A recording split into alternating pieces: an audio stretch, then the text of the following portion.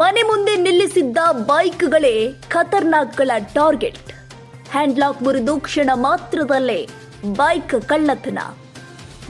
ಕಳ್ಳತನ ಮಾಡುತ್ತಿದ್ದ ಆರೋಪಿಗಳ ಬಂಧನ. ದರ್ಶನ್, ತೇಜಸ್, ಭುವನ್ ಬಂಧಿತ ಆರೋಪಿಗಳು. 20 ಲಕ್ಷ ಮೌಲ್ಯದ 16 ಬೈಕ್ ವಶಕ್ಕೆ ಪಡೆದಿದ್ದಾರೆ ಪೊಲೀಸರು. ಮೋಜು ಮಸ್ತಿಗಾಗಿ ಬೈಕ್ ಕಳ್ಳತನ ಮಾಡ್ತಾ ಇದ್ದರಂತೆ ಖದೀಮರು. ಗಾಡಿ ಡಾಕ್ಯುಮೆಂಟ್ಸ್ ಕೇಳಿದ್ರೆ ಲೋನ್ ಇದೆ, ಲೋನ್ ಕ್ಲಿಯರ್ ಆದ್ಮೇಲೆ ಗಾಡಿ ಡಾಕ್ಯುಮೆಂಟ್ಸ್ ಕೊಡ್ತೀವಿ ಅಂತಿದ್ರು. ಬಾಗಲಗುಂಟೆ ಪೊಲೀಸರಿಂದ ಆರೋಪಿಗಳ ಬಂಧನ.